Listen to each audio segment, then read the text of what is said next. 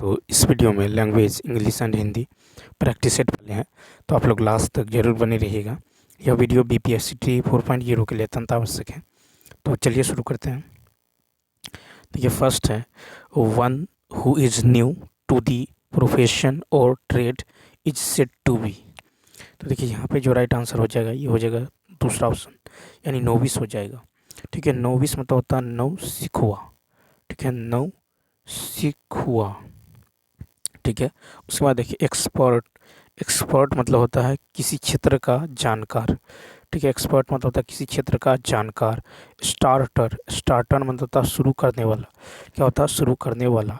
One who is new to the profession और trade is said to be novice. Next next question है, कहता I have been waiting for an hour complained Ram. कहता है the indirect narration for this sentence would be. तो देखिए यहाँ पे जो राइट आंसर हो जाएगा ये हो जाएगा फर्स्ट हो जाएगा। तो क्या हो जाएगा? देखिए हैव लगा है और इनडायरेक्ट नारेशन चाहिए, तो यहाँ पे हो जाएगा राम।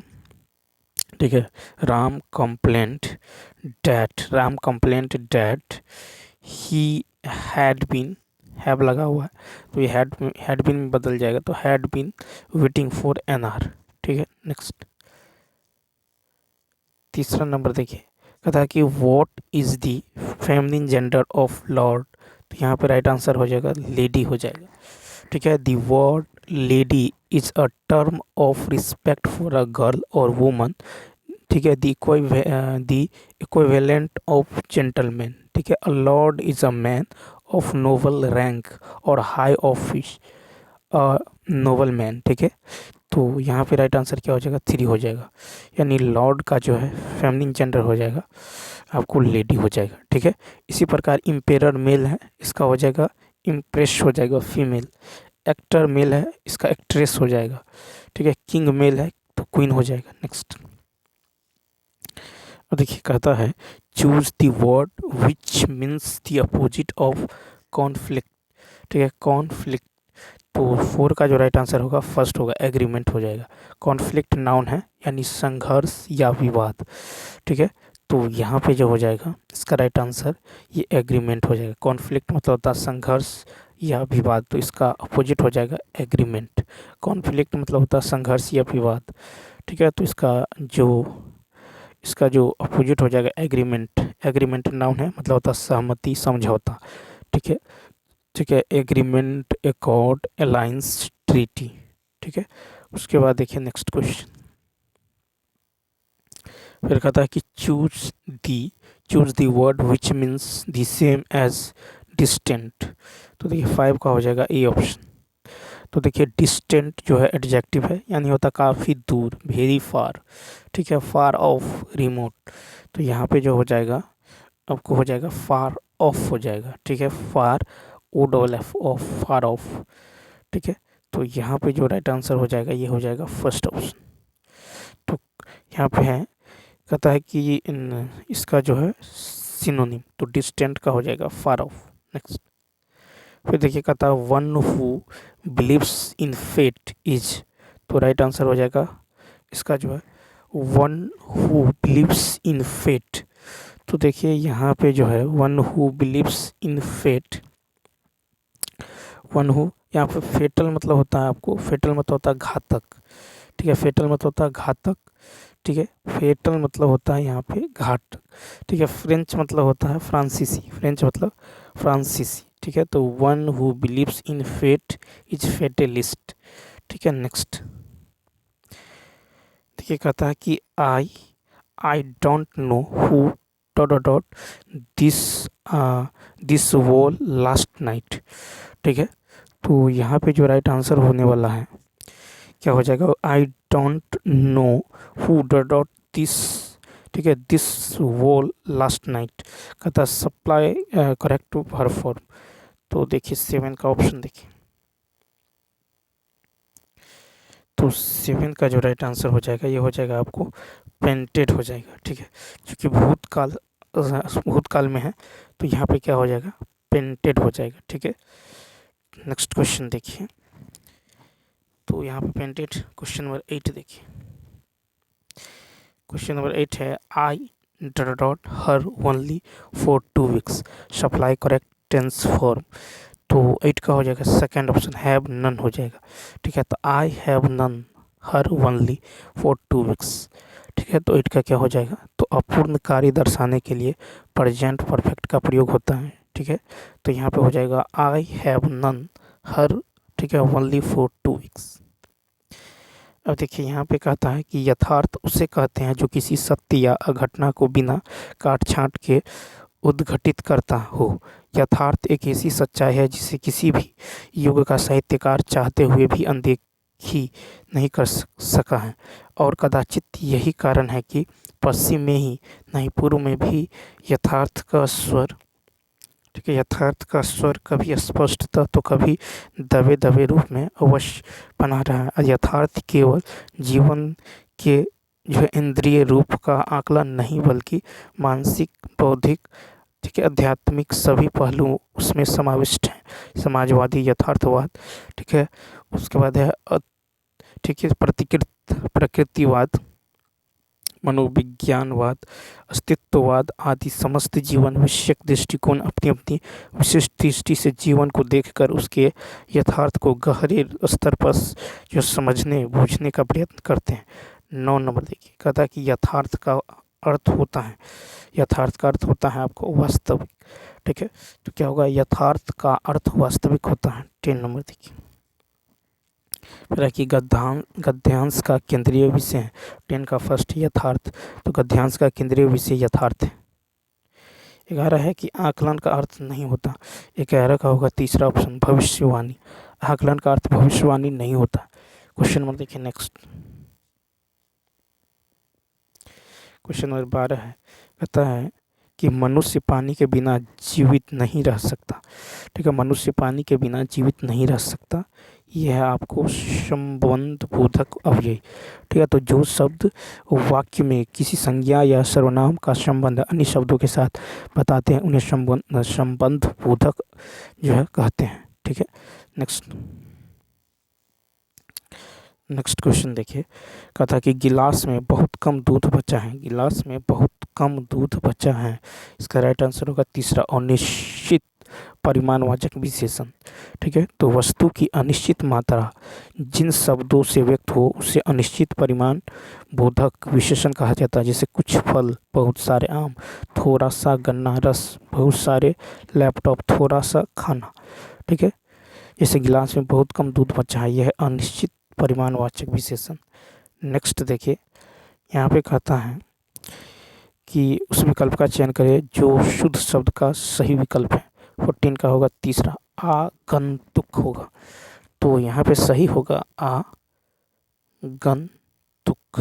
ठीक है, नेक्स्ट कहता है रामू जो बड़ा खिलाड़ी है, कल उसकी जो है टांग टूट गई। ठीक है, इस वाक्य में उचित विराम चिन्ह। 15 का होगा दूसरा ऑप्शन, अल्प विराम। ठीक है, क्या हो जाएगा, तो अल्प विराम हो जाएगा। ठीक है, तो यहाँ पे जो है क्या हो जाएगा, अल्प विराम चिन्ह का यूज किया जाएगा। ठीक है, तो रामू जो बड़ा खिलाड़ी है, ठीक है, अल्प विराम। ठीक है, कल उसकी टांग टूट गई। ठीक है, तो देखिए अर्ध विराम जो होता है इस तरह से होता है, और विवरण जो होता है इस तरह से होता है। ठीक है, लाघव जो होता है ये इस तरह से होता है। ठीक है, तो अल्प विराम आपको इस तरह से, ठीक है, और पूर्ण विराम ये होता है। फिर है गृह कार्य करने में कृपया मेरी सहायता कीजिए। ठीक है, गृह कार्य करने में कृपया मेरी सहायता कीजिए, ये जो है अनुनय विनय है। ठीक है, तो क्रिया का वह रूप जो वक्ता या लेखक की मनोवृत्ति या प्रयोजन की ओर संकेत करता है वृत्ति कहलाता है।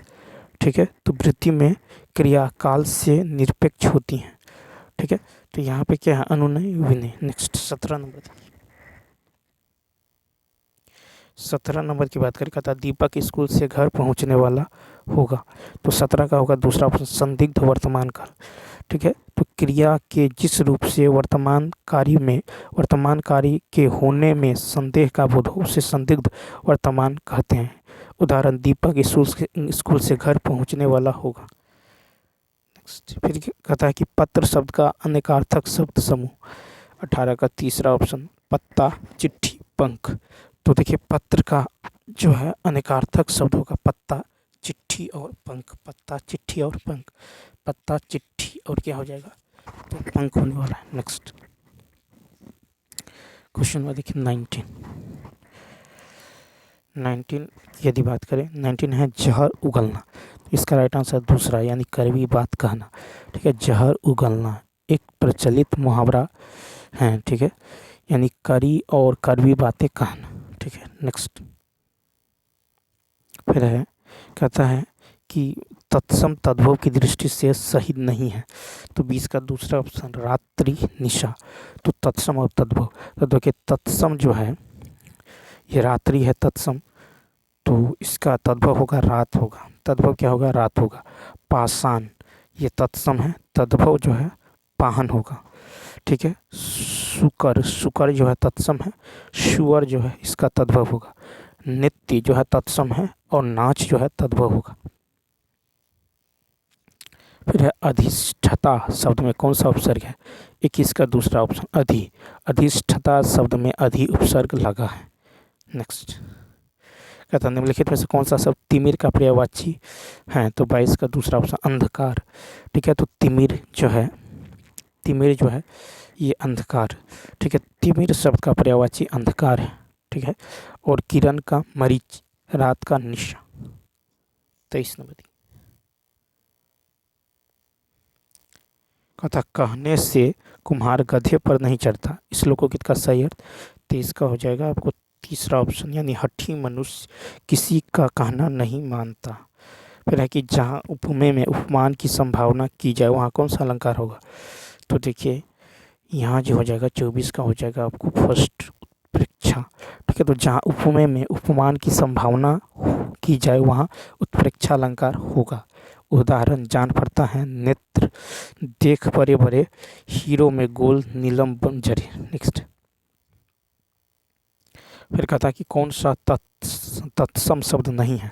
25 का फर्स्ट जोगी। ठीक है, तो देखिए योगी जो है तत्सम है, जोगी तद्भव है। जटा तत्सम है, जड़ तद्भव है। यम जो है तत्सम है, जम तद्भव है। यौवन तत्सम है, जौवन तद्भव है। नेक्स्ट कथा निम्नलिखित में से किस वाक्य में कर्तवाच्य का प्रयोग हुआ है। 26 का तीसरा मोहन पुस्तक पढ़ रहा है। ठीक है, तो क्रिया के उस रूपांतर को कर्तवाच्य कहते हैं जिसमें वाक्य में कर्ता की प्रधानता का बोध होता है। ठीक है, इसमें सकर्मक एवं अकर्मक दोनों क्रियाएं होती हैं। उदाहरण मोहन पुस्तक पढ़ रहा है। 27 नंबर है कि खान पान में, ठीक है, खान पान में कौन सा समास है।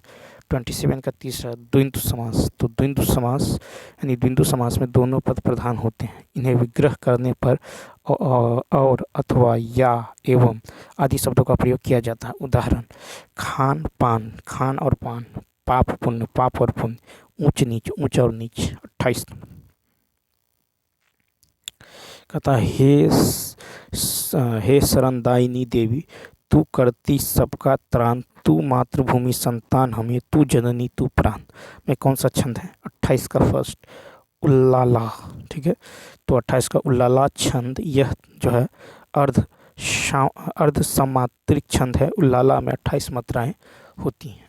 ठीक है, जिसमें पहले और तीसरे चरण में 15-15 और दूसरे एवं चौथे चरण में 13-13 मात्राएं होती हैं। ठीक है, नेक्स्ट क्वेश्चन देखिए 29 है कि वह जमीन जिसमें कुछ भी पैदा न हो, इस वाक्यांश के लिए उपयुक्त शब्द। 29 का तीसरा ऊसर। ठीक है, वह जमीन जिसमें कुछ भी पैदा न हो उसके लिए उपयुक्त शब्द है ऊसर। 30 नंबर कहता कौन सा शब्द स्त्रीलिंग है।